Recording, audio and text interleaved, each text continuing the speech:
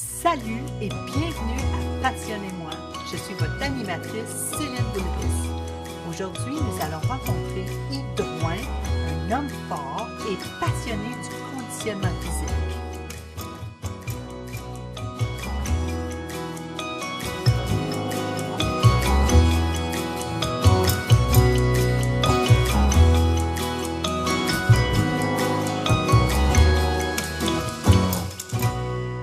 Salut Yves, ça va bien?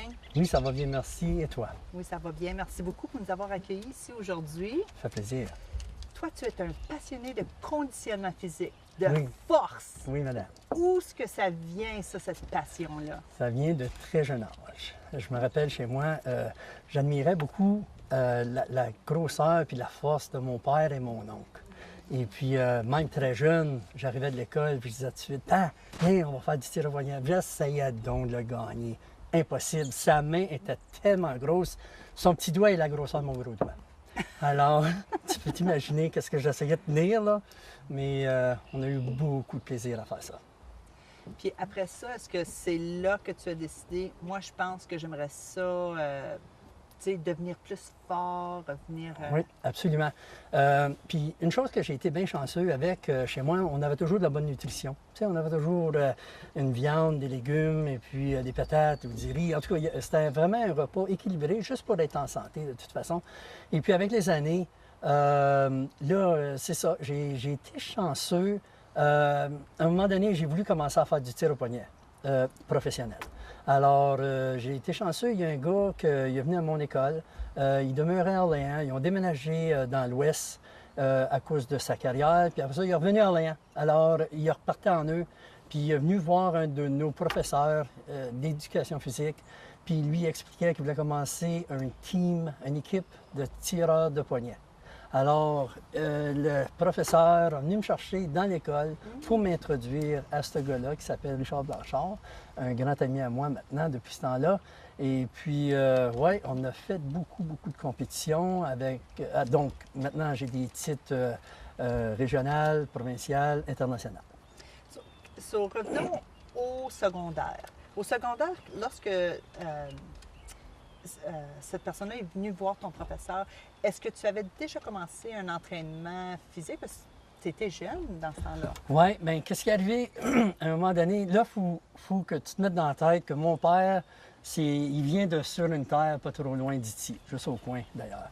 Puis ça, c'est des hommes qui travaillaient fort. Et puis la journée une journée par hasard comme ça, ils m'ont demandé qu'est-ce que je voulais avoir pour Noël. Et puis moi, j'ai sorti avec, je veux avoir un ensemble de poids et haltères. Puis je me rappelle, mon père, il a juste dit, « Hey, c'est une perte de temps, ça, là. » Mais j'imagine que tu as la grange, tu as la ferme. Bien, pas... nous autres, on demeurait à Ottawa. Ah, OK. Fait que moi, j'ai pas vraiment connu ça dans ce temps-là. Maintenant, oui, mais je veux dire, là, pour moi, je voulais juste m'entraîner puis devenir plus costaud. Et puis, j'étais tout petit, de toute façon. Alors, c'est ça. Là, j'ai dit ça, puis c'était une perte de temps. Puis tout de suite, avant que je l'oublie, je vais te dire quelque chose. Ça fait 17 ans qu'on demeure ici. Puis à peu près 17 ans passés, sur mon bar, il a mis sa main, puis il m'a dit « Donne-moi ta main ». J'ai mis ma main dans sa main, puis il dit « Je veux te féliciter pour tout ce que tu as fait ». Alors j'ai trouvé ça que c'était vraiment gentil de sa part. Fait que tu as eu des poids haltères pour Noël. J'ai eu mes poids et haltères, OK. je m'y suis entraîné comme un fou, et puis ça a donné ce que ça a donné. Fait que là, tu es rentré dans une équipe de tir au poignet. Oui. Parle-nous de ça. Oui, absolument. Je me rappelle la première compétition qu'on a fait, c'était à Ottawa, pas loin du Parlement. Puis c'était vraiment comme... la table était faite en gros table. Alors on s'assoyait, c'était comme un tronc d'arbre. Et puis on tirait, mais j'étais le plus petit et j'étais le plus jeune. Quel âge avais-tu? Oh my God, j'ai dû avoir à peu près 13 ans. Et puis je voulais vraiment y aller. Alors je suis allé. J'ai bien placé pareil. Si je ne me trompe pas, j'ai arrivé troisième. Mais il n'y avait pas de prix pour le troisième. C'était vraiment en première place, là. Et puis, ça m'a donné beaucoup d'expérience. Ça m'a dit, OK, j'ai un potentiel là. Puis j'avais aimé cette expérience-là. Donc, après ça, j'ai continué à pratiquer et puis m'entraîner plus fort. Alors, Céline, il faut que tu comprennes, dans ce temps-là, les compétitions de tir au poignet, c'était vraiment à des carnavals. Donc, je donne un exemple, carnaval à Bourgette, Limoges, Vars, et puis il y en avait à Gatineau. Et puis, c'est ça, ça allait très bien mon affaire. Je me plaçais pas mal toujours dans les 3 premiers. Alors, ça, c'est ce que j'appelle les compétitions régionaux. Et puis après ça, on a eu des compétitions provinciales parce que Richard s'occupait vraiment de ça, ces tirs au poignet-là. C'était vraiment sérieux dans le temps. Donc, ça a grossi énormément. Là, il y avait des compétitions provinciales et puis internationales aussi. Alors, est-ce que tu as été avec Richard longtemps dans son équipe? Bonne question. Bonne question, parce que j'ai été longtemps, mais j'étais vraiment sérieux, genre, un petit peu. De 14 ans, 15 ans. Là, à 16 ans, j'ai commencé à fréquenter les petites demoiselles. Ah. Alors là, tu voyais que Yves était dans une compétition, là, je manquais des pratiques. J'allais à la compétition pareil, puis je me plaçais toujours dans les 3 premiers de toute façon. Ça a devenu un petit peu moins sérieux à un moment donné, mais c'était correct, je m'amusais avec ça, moi, là. Fait que là, ça s'est développé. Puis combien d'années est-ce que vous avez fait ça, le tir au poignet? Bien, je dirais, et excusez mon anglicisme, là, on and off, de 14 ans à 33 ans. Oh, wow! Oui, parce que là, à 33 ans, on a commencé un nouveau chapitre. Parle-nous de ce nouveau chapitre-là. Ce chapitre-là, c'était incroyable. J'avais rencontré l'homme fort, Hugo Girard. Et puis, ça, c'était une autre de mes passions que je voulais vraiment faire partie des hommes forts. C'était pas mon but d'être l'homme fort du monde, pas du tout. Je voulais juste faire partie, je voulais voir qu'est-ce que ça donnait. Puis ça, j'ai eu tellement de plaisir à le faire. Je sais pas si ça se dit en français, la camaraderie de ces gens-là, c'était incroyable. Puis c'est sûr que l'entraînement était très difficile. La nutrition, c'est mange beaucoup de tout à peu près. Puis j'aime manger, alors ça allait bien. Puis là, c'est ça, on commençait à pratiquer avec ça. J'allais pratiquer avec Hugo, puis une gang de gars. Alors, Hugo Girard, lui, est-ce qu'il t'a aidé à t'entraîner ou est-ce qu'il y avait un groupe que tu suivais? Comment est-ce que ça fonctionnait? Oui, bien c'est ça. On allait à l'entrepôt de Hugo Girard et puis on était peut-être une douzaine de gars là-dedans, puis qu'on pratiquait les tours de force. Quand tu dis l'entrepôt, est-ce que c'était son gym personnel ou c'était, lui, avait une petite business, n'importe qui allait? Non, il était vraiment sympathique parce qu'il ne nous chargeait rien, dans le fond. Oh, nice. Et puis, il y avait tout, par exemple, les roches d'Atlas, il y avait les escaliers pour monter les gros poids dessus, il y avait les bûches, il y avait les pneus. Donc, je pense pour Hugo, en autant qu'on était là, puis qu'on démontrait qu'on était assez sérieux, puis qu'on pouvait lui aider là, à placer tout l'équipement après, c'est tout ce qu'il demandait. Puis les hommes forts, est-ce que c'est quelle sorte de... Je ne veux pas dire spectacle, mais j'imagine que vous démontrez votre force en public. Est-ce que vous levez des choses ou c'était vraiment l'encadrage de votre corps, l'esthétique, etc.? Non, c'était vraiment de démontrer notre force aux gens, parce que ça devient surhumain ce qu'on faisait. Tu sais, on levait des voitures pour soit de répétition ou le plus longtemps possible. On culbutait un pneu en 850 livres et à 1000 livres pour des répétitions dans le moins de temps possible. Donc, il faut vraiment que tu sois fort, conditionné aussi. C'est important. Cardio. Si tu n'as pas de cardio, tu sais, comme c'est incroyable, tu sais. Donc, il y avait toutes sortes de tours de force comme ça. Puis après ça, est-ce que c'est lui qui t'a encouragé à aller dans la lutte? Ou... Non, là, la lutte, les années ont passé, puis à un moment donné, ça arrivait tard dans ma carrière, parce que je dois dire, avec les hommes forts, j'ai eu du plaisir. J'ai arrivé, deuxième place provinciale amateur. Après que j'avais rencontré Hugo, j'ai été invité 2 fois aux provinciaux. Et puis on dirait que je n'étais pas chanceux, je n'étais jamais prêt pour ces compétitions-là. Par exemple, quand on avait déménagé de chez moi à ici, tu sais, tout ce que j'avais fait, c'était déménager, bâtir des box-stalls pour les chevaux, faire de la clôture.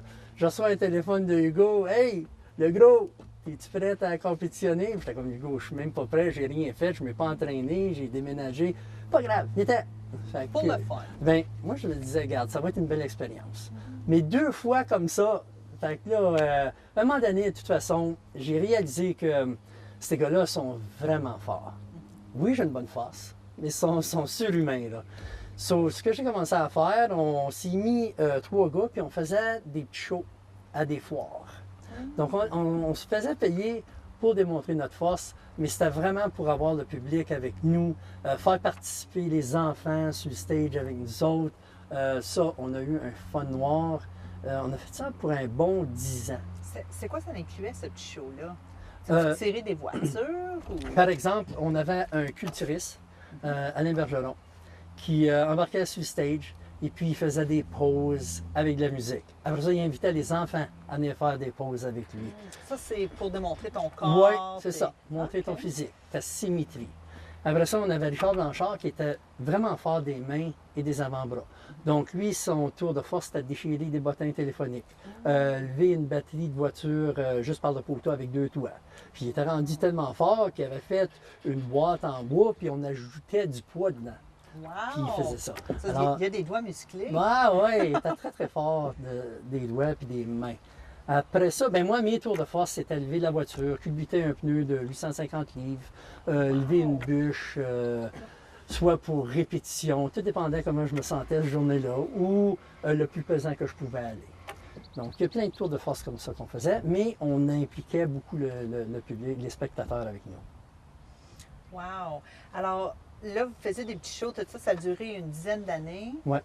Après ça, Après ça, c'est là l'intrigue de la lutte. ben, tu vois, à un moment donné, j'étais vraiment occupé, là. Je faisais du tir au poignet, les hommes forts, et puis à l'âge de 44 ans, il me prend, je rencontre, c'est pendant un de nos shows d'hommes forts que je rencontre un lutteur professionnel. Puis là, le soir, il vient me voir, il dit, demain, j'aimerais ça, si ça te fait rien, entre ton show, de faire partie du mien dans le ring. Puis je dis, hey, j'ai toujours voulu être un lutteur. Encore là, on regardait la lutte chez moi quand on était jeune, là. Mon père, mon frère et moi, puis on admirait comme les Rougeau, Édouard Carpentier, Dino Bravo. Fait que là, en tout cas, pour revenir à ça, j'ai embarqué dans le ring, puis là, j'ai eu la fièvre. C'est ce qui est arrivé. À 44 ans, je m'enregistre dans la lutte professionnelle. Wow! Oui, j'ai bien aimé ça. Ça a été pas mal local. Et puis, ça a été une super de belle expérience. Puis là, si on me dit si je vais continuer ou pas, ça fait 1 an et demi que j'en ai pas fait, là. Et puis, ça se peut que j'aie un autre contrat cet été ou peut-être pas. On va voir comment ça va aller. Est-ce que tu veux continuer dans ce domaine-là ou tu es rendu à un âge que tu dis il faut que je fasse attention à moi aussi? Oui, exact. Là, pourquoi je suis bien vieux? Je suis rendu à 51 ans. Le 19 juin, je vais avoir 52. Et puis c'est sûr, en vieillissant, c'est que les blessures ne guérissent pas aussi vite que quand tu es jeune. On s'entend? Alors là, je me dis, bon, j'ai prouvé beaucoup dans ma vie, j'ai accompli beaucoup. Qu'est-ce d'autre que j'ai à prouver? Puis est-ce que je le fais ou je le fais pas? Puis quand on fait un recul, ben, je me dis, regarde, j'ai 2 beaux enfants, j'ai 2 beaux petits-enfants, j'ai une bonne épouse. Puis peut-être maintenant de profiter de la vie, mais ma grosse passion maintenant, c'est d'aider les autres qui veulent accomplir de ces choses-là. Qu'est-ce qui t'a tellement passionné de la lutte? Tu as l'air d'être que t'aimes ça, là. Ça t'a vraiment donné beaucoup de bonheur dans ta vie. Pourquoi? C'est quoi qui est passionné? Moi, je me rappelle quand on regardait ça, je me rappelle que Raymond Rougeau avait devenu lutteur professionnel à l'âge de 16 ans. Oh wow! Puis je trouvais qu'il avait un bon physique, un bon chest, des bons bras. Puis je me disais toujours, oh my God, ça doit être incroyable, les bottes. Tu sais, juste de voir ces bottes-là, être dans le ring, puis d'avoir un physique comme ça, je trouvais comme, ça pourrait être quelque chose qui me plairait à faire. Tu sais, puis pas peut-être, là, je voulais vraiment le faire. Puis je l'ai fait. Puis c'était beaucoup de plaisir. Oui. Moi, là, je dois dire, J'ai aimé tous les lutteurs que j'ai luttés contre, même s'ils sont méchants. Peut-être qu'ils ne sont pas vraiment méchants, peut-être. Non. Faut se rappeler, puis il faut savoir que c'est vraiment chorégraphié. Alors, c'est ça, j'ai eu beaucoup de plaisir avec ça. Je ne pense vraiment pas d'avoir créé d'ennemis. Puis c'est une super de belle expérience. So, maintenant, la lutte, le tirer au poignet, l'homme fort, etc., est-ce que c'est quelque chose que tu veux continuer maintenant? Tu sais, on avance en âge, on vieillit, puis je dis pas ça parce que, Non. que tu vieillis, tu parais super bien. Merci. Ça fait juste partie de la vie. Éventuellement, on est juste, notre corps est plus pareil. Exact. Est-ce que c'est quelque chose que tu veux encore poursuivre pour plusieurs années encore? C'est quoi vos plans? Moi, je pense que je vais prendre un recul avec ça. J'ai eu beaucoup de plaisir à tout faire ça. J'ai une grosse passion pour l'entraînement dans le gym. Ça, je veux continuer ça jusqu'à l'âge de 90-95, puis après, on va commencer à se calmer. Et puis maintenant, c'est vraiment de focuser sur des gens que je peux aider, soit réaliser leurs rêves. Pour des gens qui aimeraient perdre du poids, j'adore aider ces gens-là. Il faut que ça vienne de eux, ça vient du cœur, ils veulent avoir de mon aide, je suis là pour eux. Les motiver. Ah oui, motiver, encourager, dire quelle sorte de nutrition avoir, exercice. Et puis pour les gens qui sont plus minces, souvent ils ont des complexes parce que je parle à des gens qui disent, tu sais, je m'ai fait bullier quand j'étais jeune là, à l'école. Agacé. Oui. Ça va peut-être plutôt les garçons, peut-être? Bien, surtout en ce moment, là, j'en ai 2-3 comme ça.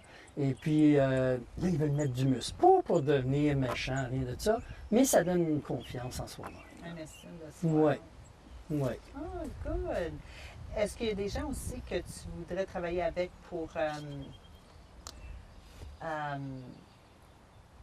se bâtir plus? Oui, absolument. Tu sais, n'importe qui là, qui écoute cette émission-là, si je peux les aider, vous avez juste à me rejoindre sur Facebook ou me téléphoner. Je sais pas, mon numéro de téléphone, il n'est pas là, mais je peux vous le dire, le 613-266-2009. Ça me ferait grandement plaisir de vous aider. Bien, merci beaucoup. Après la pause, Yves va nous démontrer sa routine de conditionnement physique et va nous parler davantage de sa nutrition.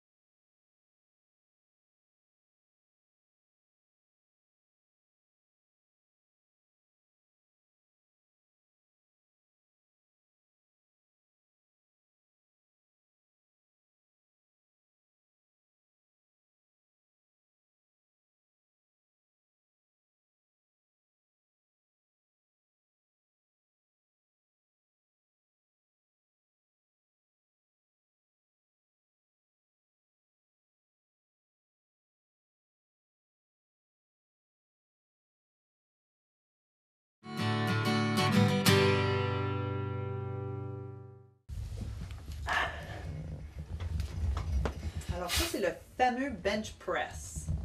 Oui, madame. Ça a l'air d'être pas mal pesant. Non, c'est vraiment pas pesant. Je me réchauffe avec 135 livres, qui est ce qui est sur la barre. Et puis, moi, j'aime ça, là, faire des sets d'à peu près 20 répétitions. Puis, c'est jamais de la même manière. Il y a des fois, je vais aller plus bas, tout dépendant de comment je me sens. Il y a des fois que je vais aller à 90 degrés. Il y a des fois que je vais aller avec un certain momentum. Il y a des fois que je vais aller plus lentement pour vraiment attaquer toutes les petites fibres musculaires. Alors, je vais avec comment je me sens, combien d'énergie que je peux avoir. Et puis, en temps normal, je me réchauffe avec 135. On met une autre plaque qui est 225. On met une autre plaque qui est 315. Maintenant, je ne peux plus aller aussi pesant qu'avant, dû à une blessure à mon triceps. Mais j'ai déjà été jusqu'à 455 livres inclinés pour des répétitions. Alors maintenant, OK, là maintenant, on va faire le pec deck qui est pour étirer les pectoraux. Alors, ce que j'aime de cette machine, tu vas le plus loin que tu peux en arrière, ça étire vraiment les pectoraux et on écrase en avant. Puis je suis le genre de gars qui aime beaucoup 20 répétitions. Je vais chercher une bonne circulation sanguine dans les vaisseaux sanguins, une bonne circulation d'oxygène. Alors, ça me donne un bon pompe. Et puis, je ne sais pas combien je suis rendu de répétitions, mais on va faire semblant 18, 19 et 20. OK, encore là, je commence toujours assez léger et j'ajoute progressivement pour éviter des blessures.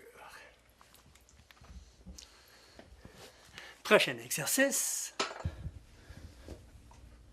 Bon, ben en ce moment, on est en train d'étirer le upper chest avec des dumbbell flies. J'ai fait hammer en ce moment. Et puis, on peut les faire traditionnellement, comme ceci. Mais moi, je préfère de l'autre manière. Je trouve que j'évite beaucoup de blessures dans les épaules. Alors, je vais vous montrer dans quelques secondes quelle partie du chest qu'on est en train de travailler. Naturellement, c'est très léger, mais c'est avec ça qu'on commence. Alors, c'est le upper chest. Quand on flex, c'est comme ça. OK, donc maintenant, on vient de travailler le chest. On a fait le pec deck pour étirer le chest, tout le chest en général. Après ça, on a fait le bench press qui a travaillé la masse musculaire du chest. Et puis, on a terminé avec des flies inclinés qui a travaillé le upper chest. Et là, maintenant, on fait le haut, on travaille aussi le bas. Oui, c'est important. Là, on a fait chest, triceps. Dans une autre journée, on peut faire dos, biceps. Mais puisque tu parles du bas, donc c'est les jambes, très très important pour être quand même symétrisé. Parce que je vois des gens, malheureusement, qui travaillent toujours le upper body et puis ça ne regarde pas trop bien. Alors, un exercice que j'aime beaucoup, c'est le leg press. OK, donc maintenant, on fait le leg press. Donc, j'essaie vraiment d'aller le plus loin possible pour vraiment étirer les muscles. Ça va jusque dans les fesses aussi. Et on pousse.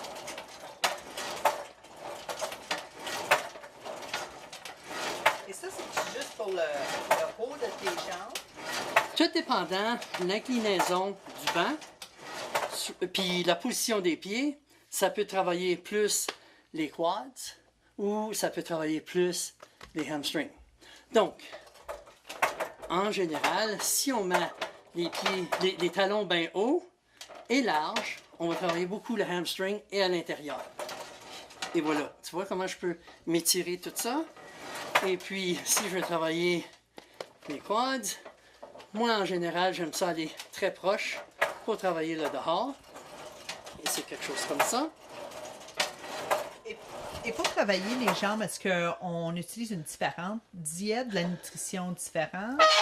Moi, j'aime bien, quand je travaille les jambes, puisque c'est un gros muscle très demandant, je vais manger plus de carbs cette journée-là. Je vais me nourrir avec plus de carbs. Puis je vais même prendre des carbs en gel de surplus. Surtout pour après l'entraînement.